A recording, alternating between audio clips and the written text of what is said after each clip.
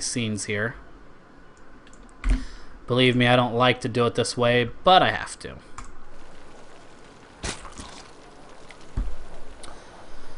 Alright, that was a very, very, very good game from SQneo and Spive. That was a great comeback from SQneo. And actually, a pretty decent last stand. Actually, not even decent. It was a good last stand from Spive, holding his Marines, his tanks, waiting it out, being patient until SQneo got impatient, wanted to attack, and that's where SQneo almost met his demise. So it looks like we have SQneo for AMD on the bottom of the map.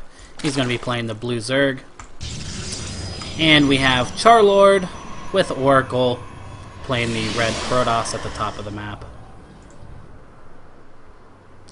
And right now we have 4 Xel'Naga watchtowers spanned out across the map.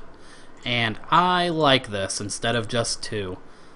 Because now, besides air that could sneak around, maybe a few units that could sneak around, you definitely have more map control. Definitely be able to see what's coming at you.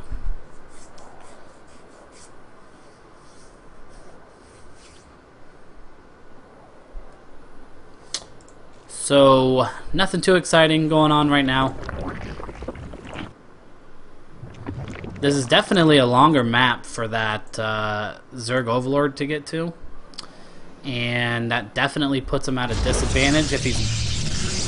Besides the fact that he is going to use a drone to do some scouting, it puts him at a disadvantage as far as his second scout. But when I play Zerg, I always put the Overlord on, quote-unquote, what assumes to be the natural expansion, which would be here. But sending them over here is not a bad idea as well. Because when I'm playing against Protoss or Terran, I want to know when they go to their second expansion. That way I know if they're going to one-base me all in, or if they're actually going to get a second expansion. Just makes it to where I know what to expect, okay? Right?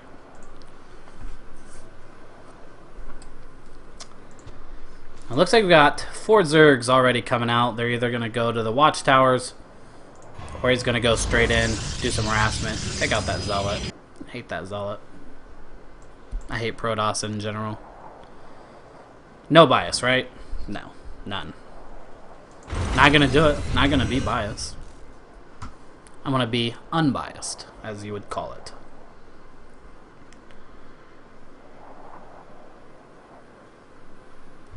Zergs now should be able to go in, get some scouting info. Not going to engage. I don't blame him. Looks like he's going to get another Xel'Naga watchtower. So Overlord now going to come in, get some important scouting information. Looks like this Overlord's going to go 4-gate. And if he is going 4-gate, does the 4-gate still work? That's what I'm curious about. And there's going to be bad news bears for the Overlord. Gonna set him back 100 minerals and some supplies. Is it a big deal for Zerg? I don't know. I think it slows him down mineral production wise in the beginning. So is that scouting information really worth it? I'd say no. Not if I can send a Zerg in and get the same information. But that's okay. On the other hand, it looks like SQneo has definitely got map control with these Zergs, being able to set them at the Xel'Naga watchtower. However, all these stalkers spells trouble for the Zerg player. He's going to go ahead and send these stalkers and a probe out. Probably going to build another pylon somewhere out on the map. Going to get that proxy pylon out. And I think that it's important anytime a Protoss player goes to attack, about to attack, not attacking, they should always have a proxy pylon out, right? And it looks like they just missed each other. I don't think it'd be smart for him to engage anyway. Get smoked pretty quick. Here's the proxy pylon. For this first attack, first wave, we got roaches here to take care of these stalkers. A couple spine crawlers. And that queen there to help. Looks like they're going to be able to take care of those stalkers fairly easy. Fairly easy. And it is... Looks like he canceled that proxy pylon. I missed it, but I think it was because those Zergs came in and took it out.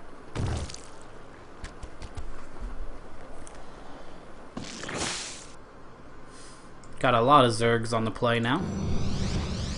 Warping in more stalkers. And forgot the production tab, as usual. Eventually I'll get it. I apologize. I'm going to try to bring those Zergs in and instantly know that that was a bad idea. I'm going to pull them back out. These stalkers are going to stay there. Zerg's not going to do much.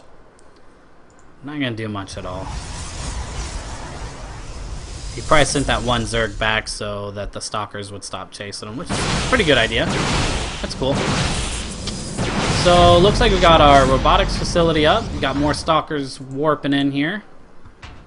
And I feel, after he builds a few probes, we're going to get some immortals out on the play. I do like the fact that SQneo is every once in a while sending in a Zerg. And I feel like that's kind of to see how many units he's going to be having up there. Maybe what kind of units he's going to be faced with. It's a great idea. I like it. I like it. Okay, we got 4 warp gates up. Got an immortal that's going to be coming in as soon as we have another pylon out. And it looks like SQneo is going to destroy this rock here. That way he can get on his 3rd expansion. And Neo is busting out the creeps like nobody's business here. Gonna try to spread that creep all the way up to the enemy's base. Give him some move speed. I like where he's going with the creeps. You creep. But still, Neo's got great map control. And it looks like we're going for the +1 missile upgrade with the... I always forget. Glial Reconstitution. I don't even know. Increase. Oh yeah, increases the movement speed of roaches. Sorry. Kind of blanked out there. Whatever. Doesn't affect the game much, does it? It looks like he's just now going on that 2nd extractor, but we got the 2 extractors going pretty hard here.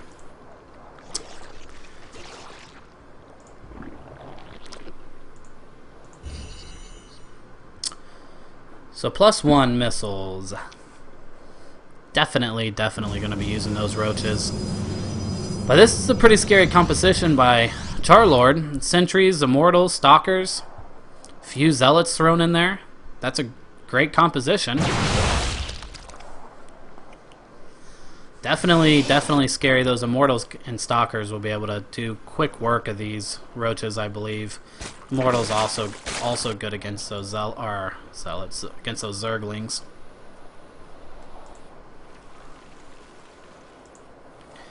And it looks like we have a 4th expansion going on by Neo.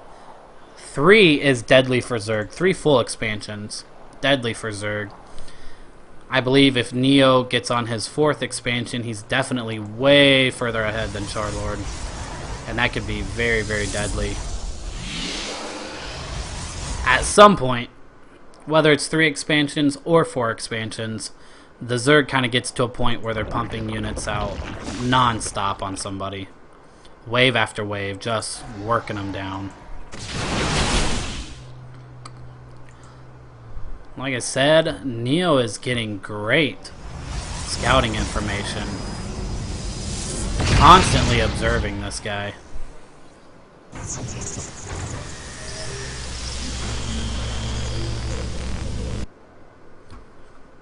This creep spreading out all across the map.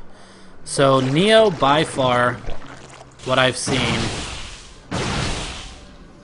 in this series, has had the best map coverage. Easily. With the creep spread out as far as it is, and the control of all the Zelnaga watchtowers, easily has the best map coverage.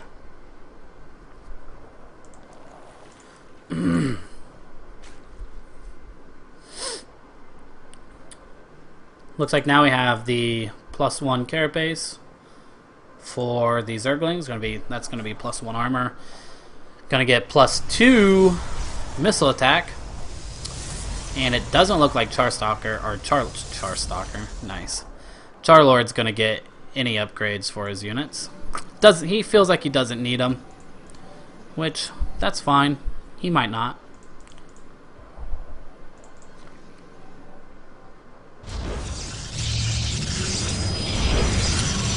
Definitely gonna get more gateways here. Change them into warp gates. Should have 7 total. Which for Protoss, that could be deadly too. So we got a few things going on here. We got the pathogen glands for the infestors. So we're going to see infestors come out.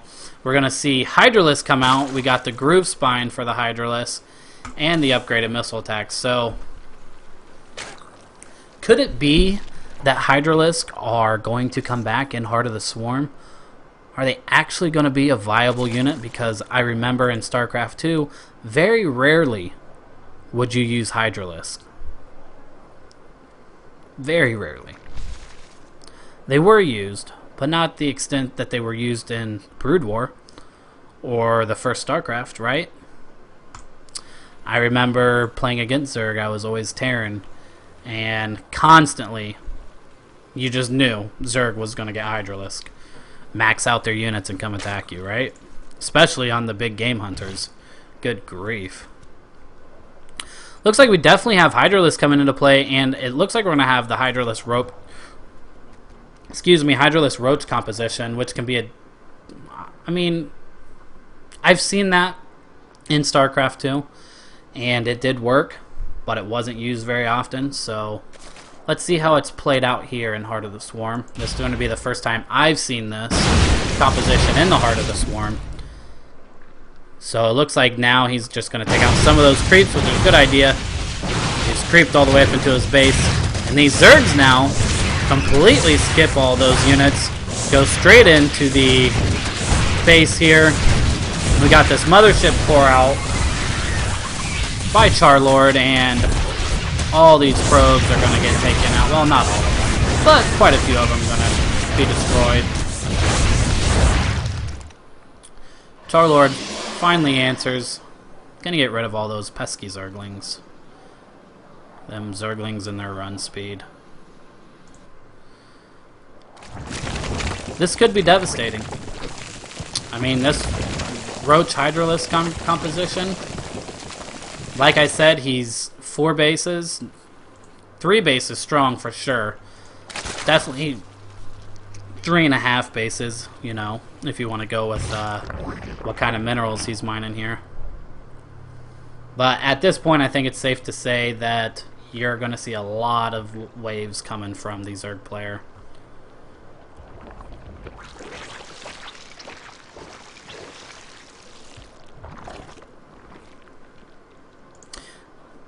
Looks like he's going to continue to work on his creep. And at some point you can see that he almost had his creep surrounding this Charlord's base. So it looks like they're kind of just both standing down, building up units. He's definitely got a nice little fortress. I wouldn't necessarily say fortress, but he's got a foothold right outside of his base.